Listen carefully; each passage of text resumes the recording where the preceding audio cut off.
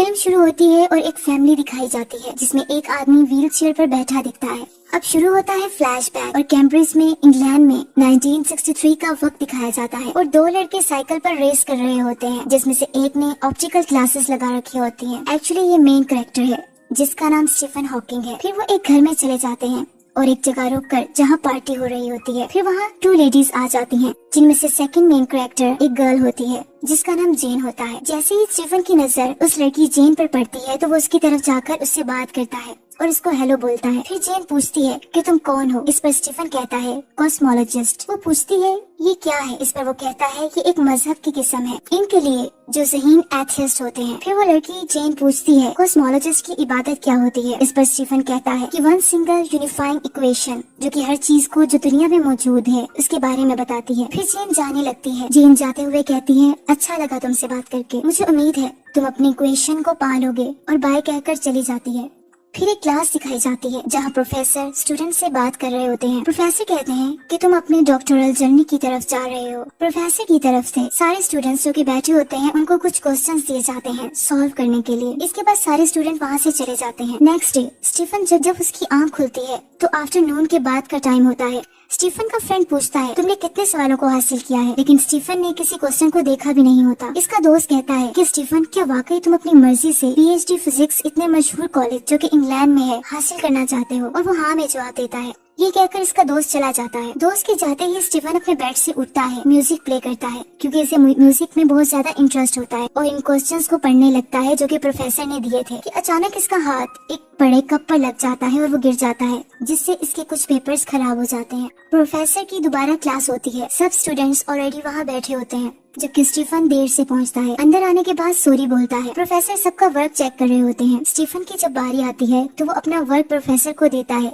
जो कि कार्ड्स पर किया होता है। सब हैरान हो जाते हैं। स्टीफन कहता है कि मैं सिर्फ 9 क्वेश्चंस कर पाया हूँ। इसका दोस्त हैरानगी से कहता है कि 9। प्रोफेसर क्वेश्चंस को उसका सोल्यूशन देखने के बाद उसे ब्रेवो कहता है। फिर प्रोफेसर स्टीफन को एक लेबोरेटरी में लाते हैं। बताते हैं कि ये वही जगह है जहाँ जे थॉमसन ने इलेक्ट्रॉन को डिस्कवर किया था और रदरफोर्ड ने एटम को स्प्लिट किया था। और मैं नेक्स्ट फ्राइडे कुछ ग्रेजुएट्स को मेरिट की बेस पर लंदन ले जा रहा हूँ और अगर तुम इसमें इंटरेस्टेड हो तुम भी मेरे साथ जा सकते हो क्योंकि वो सब वहाँ मैथमेटिशियन रॉजर पेनरोज को अटेंड करेंगे। अब दिखाया जाता है कि स्टीफन अकेला बैठा होता है और वहाँ जहाँ जेन जाती है एक्चुअली ये चर्च से बाहर वाली जगह होती है। जैसे ही जेन बाहर आती है वो उसे बात करके उसे लंच पर इन्वाइट करता है। जेन स्टीफन के घर चली जाती है जहाँ स्टीफन की पूरी फैमिली होती है। स्टीफन का फादर पूछता है क्या तुम पढ़ रही हो आजकल, तो वो बताती है मैं आर्ट्स पढ़ रही हूँ। स्टीफन जेन से बातें करता है कि सितारे कब पैदा हुए और कब ये खत्म हो जाएंगे। ये सब अल्ट्रावायलेट रेडिएशन देते हैं, इसलिए अगर हम आसमान में रात को अल्ट्रावायलेट लाइट देख सकते तो तमाम सितारे तकरीबन गायब हो जाते। स्टीफन जेन से साइंस के बारे में बातें करता है और जेन भी खुश होती है। फिर फायर वर्क होता है और स्टीफन खुश होते हुए इसको वाव बोलता है। फिर जेन आसमान की तरफ उड़ते हुए बैलून्स को देखकर कहती है कि शुरू में सिर्फ जन्नत और जमीन थे और जमीन की कोई शक्ल फॉर्म नहीं थी और अंधेरा था। नेक्स्ट मॉर्निंग दिखाया जाता है कि स्टीफन दूसरे बॉयज के साथ एक जगह जा रहा होता है। सीढ़ियाँ चढ़ते चढ़ते स्टीफन का पाँव लड़खड़ा जाता है लेकिन वो खुद को स्टेबल करके ट्रेन की तरफ जाता है। फिर वहाँ प्रोफेसर लेक्चर दे रहे होते हैं। स्टीफन ये लेक्चर बहुत गौर से सुन रहा होता है और बहुत ही गहरी सोच में होता है। बाद में स्टीफन क्लास के बाद एक कॉफी कप की तरफ देख रहा होता है और कहता है मैं हैरान होता हूँ कि क्या होगा अगर ब्लैक होल थ्योरी को अप्लाई किया जाए सारी दुनिया के लिए। नेक्स्ट मॉर्निंग स्टीफन जेन से इस बारे में डिस्कशन करता है जैसा कि अगर आइंस्टाइन ठीक है या जनरल रिलेटिविटी भी सही है तो इसका मतलब ये है कि ये दुनिया फैल रही है। अगर तुम टाइम को पीछे ले जाओ ये दुनिया छोटी से छोटी होती जाएगी। और अगर मैं इस सारे प्रोसेस को रिवर्स कर दूं ये देखने के लिए कि बिल्कुल शुरू में वक्त के खुद के साथ क्या हुआ होगा। अब दिखाया जाता है कि स्टीफन प्रोफेसर के पास होता है और ब्लैक बोर्ड पर स्पेस टाइम सिंगुलैरिटी के बारे में कुछ ड्रा कर रहा होता है। स्टीफन प्रोफेसर को कहता है कि ये दुनिया एक ब्लैक होल के एक्सप्लोड करने से पैदा हुई और फिर बाहर आ जाता है। अभी वो चल रहा होता है कि अचानक से स्टीफन का पाँव फिर से मुड़ जाता है और वो जोर से नीचे गिर जाता है। यहाँ से स्टीफन की असल कहानी शुरू होती है। डॉक्टर से फिर स्टीफन का चेकअप करवाया जाता है और बताया जाता है कि स्टीफन को मोटर न्यूरॉन डिसीज हो गई है। डॉक्टर बताता है ये बढ़ने वाला न्यूरोलॉजिकल डिसऑर्डर है जो कि दिमाग में मौजूद तमाम सेल्स को तबाह कर देता है जो कि इंसान की मसल्स एक्टिविटी को कंट्रोल करते हैं जैसा कि बोलना, चलना, निगलना, सांस लेना। ये एक्टिविटी दरअसल दिमाग की तरफ से मिलनी चाहिए और आहिस्ता आहिस्ता मसल्स का डिके हो जाता है वो अपनी मर्जी से हरकत करने की सलाहियत खो देते हैं मुकम्मल तौर पर, और जिंदा रहना सिर्फ 2 इयर्स तक ही हो सकता है। ये सुनकर स्टीफन खामोश हो जाता है, डरा हुआ और घबराया हुआ, क्योंकि फिर स्टीफन डरते हुए पूछता है, आप ब्रेन के बारे में क्या कहते हैं? तो डॉक्टर बताता है कि ब्रेन पर इसका कोई असर नहीं है, तुम्हारी सोचें नहीं बदलेंगी। फिर सॉरी कहकर डॉक्टर स्टीफन को अकेला छोड़कर चला जाता है, क्योंकि ये स्टीफन की जिंदगी में मिसहैप हो चुका होता है। स्टीफन के फ्रेंड्स और जेन को इसकी डिसीज का पता चल जाता है। स्टीफन सबको अवॉइड करने लगता है और किसी से मिलना नहीं चाहता। आखिरकार जेन इसके पास आती है और कहती है कि मैं तुम्हारे साथ हमेशा रहना चाहती हूँ और उससे अलग नहीं होना चाहती। अब स्टीफन स्टिक पकड़े चलने लगता है और क्लासरूम में जाता है और जाकर वर्ड टाइम बोलता है मुस्कुराते हुए। जेन फिर स्टीफन के डॉक्टर से मिलती है, जो बताता है कि स्टीफन के पास जिंदा रहने का बहुत कम वक्त है, लेकिन जेन कहती है मैं और स्टीफन मिलकर इस बीमारी से फाइट करेंगे। अब जेन जानती है कि स्टीफन मर जाएगा, लेकिन इसके बावजूद वो खुशी से स्टीफन को एक्सेप्ट कर लेती है और इनकी वेडिंग हो जाती है। वक्त गुजरने के साथ साथ अब ऐसा होता है कि स्टीफन का चलना और बोलना बहुत मुश्किल हो जाता है, क्योंकि वो न्यूरोलॉजिकल डिसीज अपना असर दिखा रही होती है। लेकिन वो अपनी यूनिवर्सिटी जाता रहता है, क्योंकि इसे अपनी जिंदगी में कुछ करना होता है। अब इसके हाथ में 2 स्टिक्स होती हैं। प्रोफेसर इसे वेलकम कहते हैं, क्योंकि वो खुद जानते हैं कि ये बहुत इंटेलिजेंट और ब्रिलियंट है और एक्स्ट्रा ऑर्डिनरी भी है। ये स्टडी हकीकत में ब्लैक होल्स के बारे में होती है, और ब्लैक होल्स असल में स्टीफन ने भी प्रेजेंट कर दी होती है। प्रोफेसर इसे एक्स्ट्रा ऑर्डिनरी थ्योरी कहते हैं और ये ब्लैक होल थ्योरी होती है। और वो पूछते हैं कि नेक्स्ट स्टेप क्या है,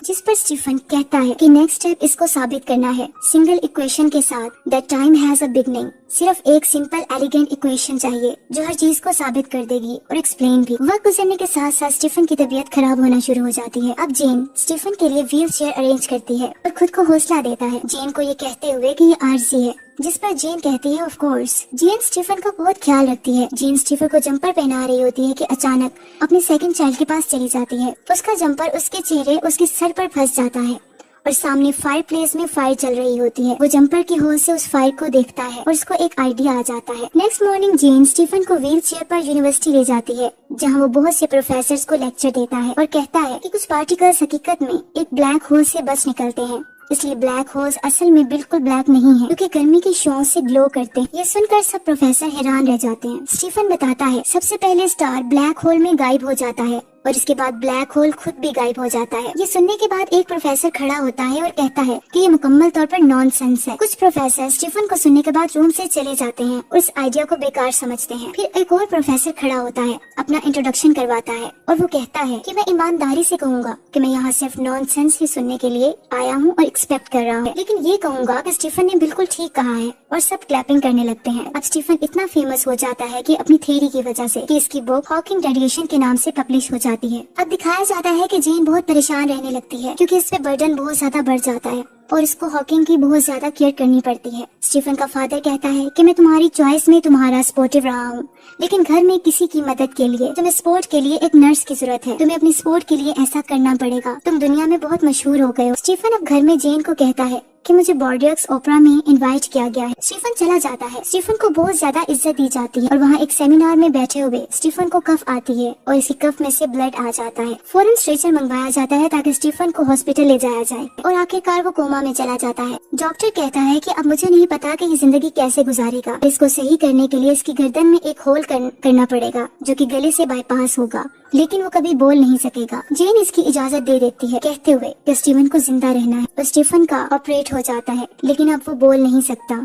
जेन एक नर्स हायर कर लेती है ताकि वो स्टीफन का ख्याल रखे। अब वही नर्स इस स्पेलिंग बोर्ड से स्टीफन से कुछ पूछती है ताकि वो अपनी आईज ब्लिंक करके जवाब दे सके, और आखिरकार नर्स स्टीफन को सही तरीके से समझने लग जाती है और बताती है जेन को कि ये एक परफेक्ट पेशेंट है और बहुत ही ब्रिलियंट है, तुम बहुत लकी हो। अब स्टीफन के लिए नेक्स्ट व्हील चेयर अरेंज की जाती है और बताया जाता है कि ये हाइट एडजस्टेबल है और ये अल्फाबेट्स को स्कैन कर लेती है। इस टेक्निक को यूज करते हुए प्रोफेसर हॉकिंग 4 वर्ड्स पर मिनट लिख सकते हैं, और एक काम और है, वो ये है कि ये लिखे हुए लफ्जों को स्पीच में बदल देगा। अब स्टीफन का कम्युनिकेशन प्रॉब्लम भी हल हो जाता है। वो जेन को बताता है कि इस सिस्टम के जरिए मैं एक किताब लिखूंगा जो होगी टाइम। और वो खुद से ही सवाल करता है, जैसा कि टाइम की नेचर क्या है, क्या कभी ये खत्म होगा, क्या हम वक्त में वापस जा सकते हैं? किसी दिन ये सारे सवाल हमारे सामने वाजिया हो जाएंगे, जैसे कि जमीन सूरज के इर्द गिर्द घूम रही है, सिर्फ वक्त ही बताएगा। स्टीफन बहुत बिजी रहता है और हर वक्त कुछ न कुछ क्लिक करके लिखता रहता है। वो लिखता है a brief history of time और फिर कहता है कि मैं बहुत वक्त से यूनिवर्स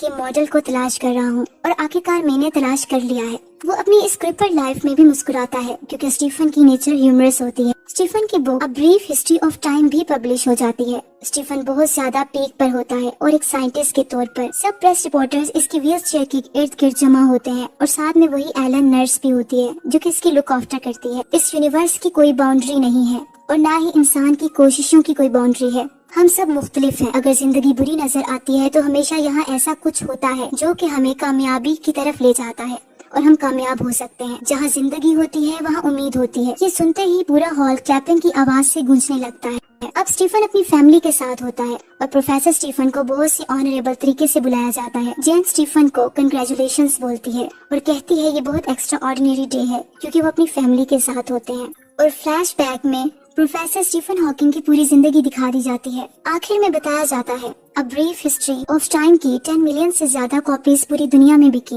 अब 72 years old Stephen Hawking retire हो गए हैं। रिटायर होने का कोई प्लान नहीं रखते। वो अभी भी अ थ्योरी ऑफ एवरीथिंग की तलाश में है।